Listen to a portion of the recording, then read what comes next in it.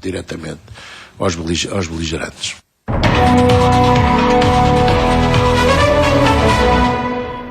A Casa da Música no Porto acolhe hoje uma grande conferência sobre liderança organizada pela Porto Business School. Esta iniciativa junta cerca de 1000 pessoas para ouvir, é certo, exemplos internacionais de liderança, mas entre as pessoas presentes, Luís Miguel Loureiro, há também casos de líderes nacionais.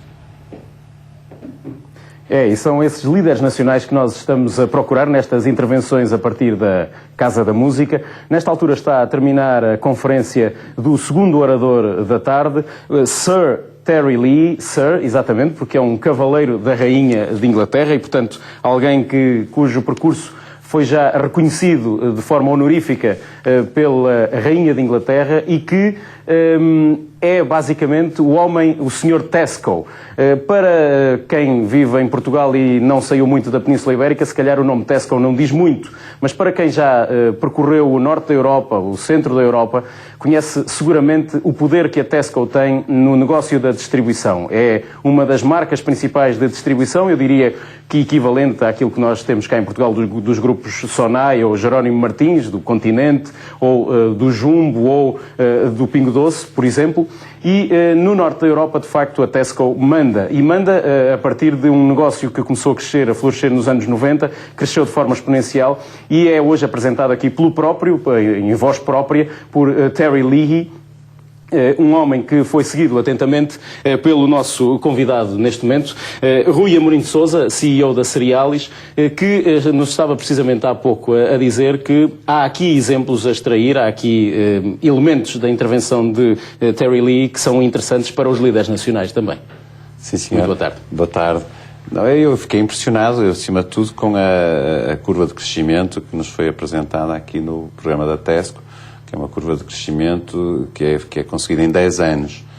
E depois o Sr. Lee fez-nos uma apresentação dos principais drivers desse crescimento e focalizou nos princípios que nortearam a orientação estratégica que ele deu à equipe, e eu retenho alguns, 2 ou 3.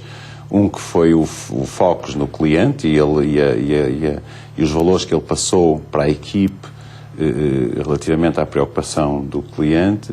O outro que foi a ambição que ele criou na equipe de transformar aquela cadeia de hipermercados de uma cadeia local e focalizada num conceito de hipermercados, portanto de lojas grandes, para uma cadeia de supermercados e hipermercados internacional, global, revolucionando alguns conceitos de comércio, nomeadamente voltando aos básicos do antigamente, criando lojas de bairro e abrindo as áreas de negócio em que estavam tradicionalmente as cadeias de distribuição, como seja vender serviços, seguros, serviços financeiros, enfim, e outros produtos.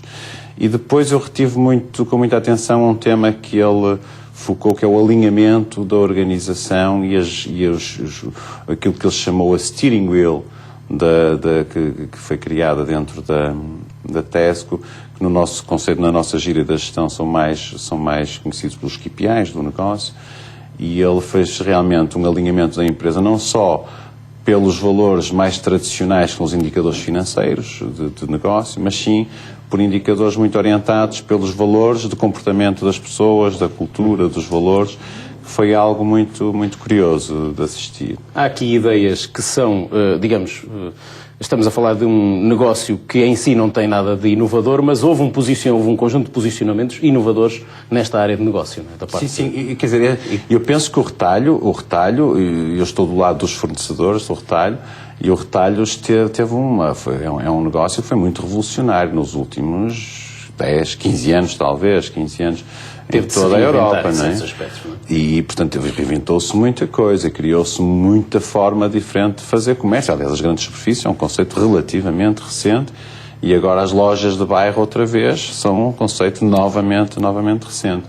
Do lado dos fornecedores, eu penso que o que aqui ficou claro foi que todo este programa de crescimento das grandes superfícies, que é um crescimento que não foi só da Tesco, hoje as cadeias de distribuição são cadeias enormes, exigiram dos fornecedores uma capacidade de antecipação desse crescimento, uma percepção desse crescimento, de maneira a potenciarem a sua capacidade de fornecer, que satisfizesse essa curva de crescimento que a distribuição teve, que foi gigantesca, como é o caso da Tesco. Não se terão sido muitos casos destes, mas houve bastantes casos de crescimento aceleradíssimo, mesmo em Portugal houve casos de crescimento aceleradíssimo e, portanto, colocaram desafios enormes aos fornecedores para acompanhar esse crescimento, senão seriam substituídos por outros, não é?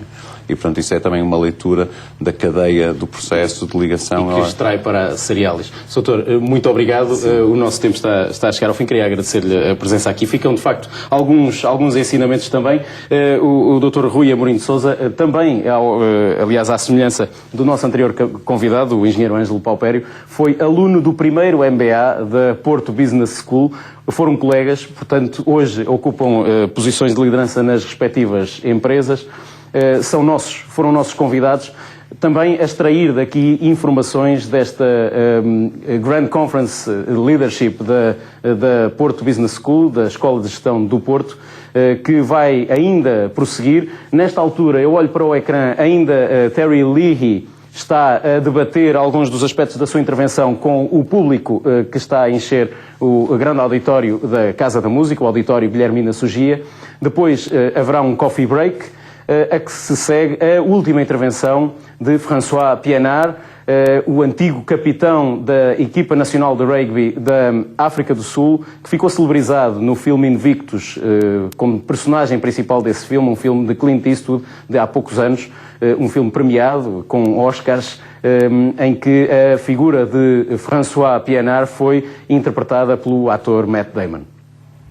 O jornalista Luís Miguel Loureiro a dar-nos exemplos de liderança. Nem de propósito foi abordada nesta conversa a questão da venda a retalho e são conhecidos agora números relativamente ao comércio de venda a retalho. Portugal fechou 2012 com a segunda